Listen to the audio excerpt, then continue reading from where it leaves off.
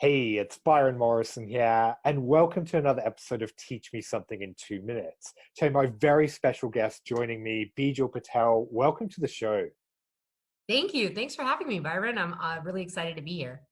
So, from our previous conversations, I was so excited to hear about what you're kind of up to and the work that you're doing that I had to get you on as a guest. But for the people who don't know you, real quick, who are you and why should they listen to you? Oh yeah, sure. Hey, this is like I said, Bijal Patel. I have about 15 years of experience as a branding and graphics expert, which is basically tuning into anything related to your business as a brand.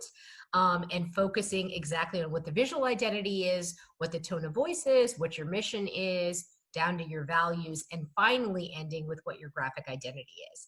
So I've been doing that for 15 years. And along with that, I'm also an award-winning commercial interior designer. So I've got my own firm called Launch, and I've been in business for about 1.5 years out on my own and just loving it. Awesome. Well, from all of that, I'm really intrigued. What are you going to be teaching us today? So today, what I'm going to cover is something I've been seeing a ton online. It's going to be a brand audit, and it's just going to be this free, quick little thing to help you understand where your brand is standing in the marketplace and why that brand may not be getting you your ideal client avatars. Amazing. Well, you've got your 2 minutes. I can't wait to see what you have to show us. Take it away. Yeah, all right.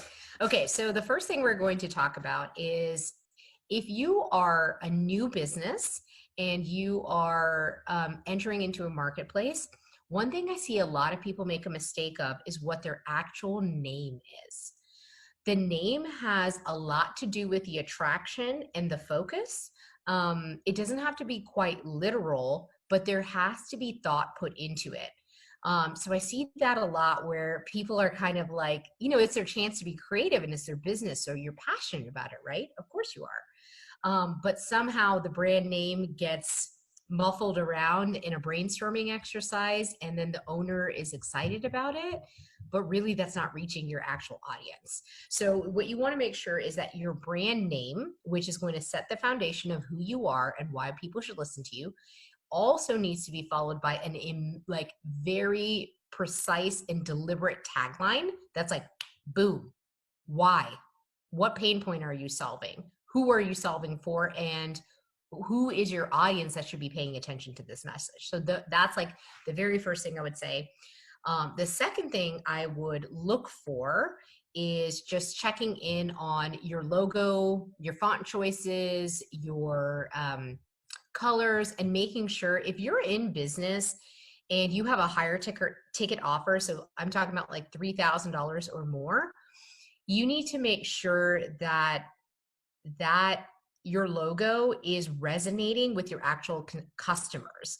And so if it's been over 5 years and you've continued to tell yourself like this is good, I'm still getting clients and nobody has said anything, and occasionally I get a compliment, that doesn't necessarily mean that you aren't getting, that doesn't necessarily mean that there aren't other clients out there who might be willing to pay more and who might be more of your fit that you're actually missing in that gap because you're looking a certain way. So that's what's really important is if it's over 5 years, it needs to change. The digital marketplace is super crowded.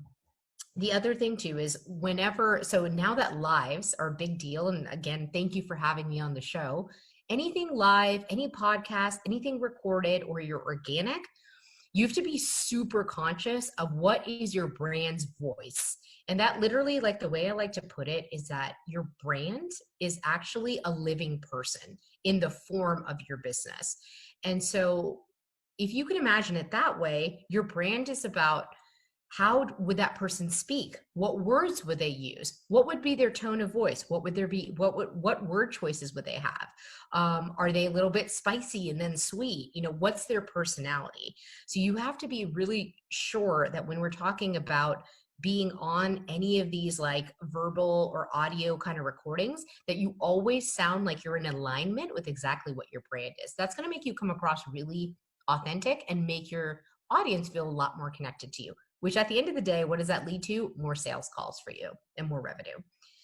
And the next thing is brand identity. So what brand identity covers is, I hear so many, this is usually new businesses say, well, I need to get a new logo. And they think that's what branding is. And I usually have to say, stop. No, that's actually the last thing in the process. So if you think of brand identity, it's anything visual about your brand. So that again, like includes the name, literally the name, your tagline, your font choices, your colors, and then your logo. And so with that, you have to make sure that you have got it designed where it is immediately attracting your ideal client avatar.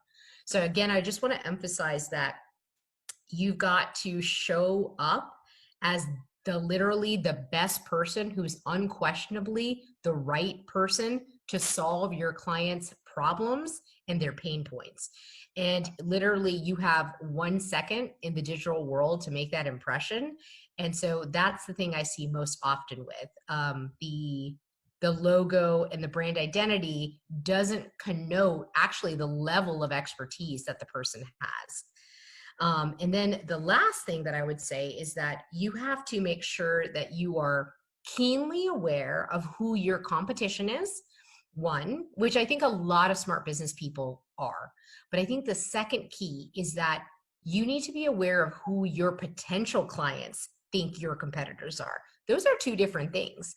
Like you can be Pepsi and think you're competing with Coke, and then somebody else could come in and be like, no, actually for me, you're competing, either I drink this Pepsi or I'm going to get sparkling water.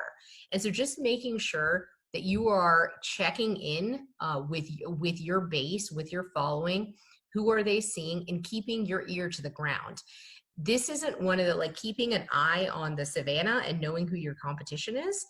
What that's going to do is constantly keep you evolving your brand and further honing that message so that you're continuing to niche down, you're continuing to bring powerful messages to your clients, bring them that value, and then that then translates to you being a thought leader in that area. So that's basically the 5 things that I would recommend highly as a brand audit checkup. And so to go through those and recap those really quickly, evaluate what your brand name and tagline is.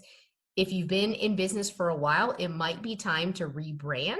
There's ways to do that without completely losing your audience and the brand recognition, but we have to make sure that that's on point and perfect and is attracting people. The second thing is making sure your logo, font choice, all of those things are keeping up with the times. You look like a forward thinker, somebody who's in the know. You want to look like you are more established as a company rather than less. See, people make that mistake. Third thing is always make sure your brand voice or your brand heart is always speaking from the same place. So you've got to write out exactly what your values are and how you want to show up. This is the point where you are thinking of your brand as a person and their personality. So make sure that you are constantly checking in on how that person would speak.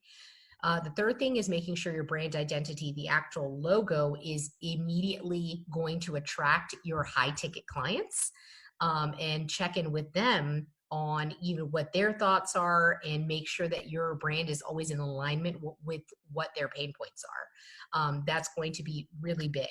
And then the last thing is making sure you are always aware, and this is something that you should do every 6 months, of who your competition is, both from your viewpoint and then from your followers' viewpoint. So those are the 5 things I would recommend that will give a healthy check of where your brand's at.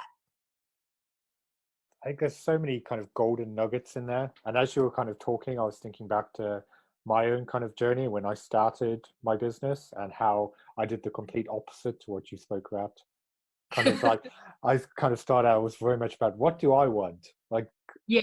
didn't take the time to think about my customer, who I was targeting, and all of these other things. And yeah, what you're talking about makes so much sense. So I'd love to pass that away to our viewers. Like, for those of you watching this, what are your biggest takeaways from this episode? What has this really made you think about your own branding and what you could be doing better? And what questions do you have? Make sure you leave them in the comments below. Thank you for coming on and sharing all of your expertise and insights. I know that was super valuable for me, so I've no doubt it'll be valuable for everyone else. For those of you who are new to the show, make sure you hit the follow button so that you don't miss new episodes every Tuesday and Thursday. I've been Byron Morrison. This has been Teach Me Something in 2 Minutes. Thanks for watching, and we'll see you next time.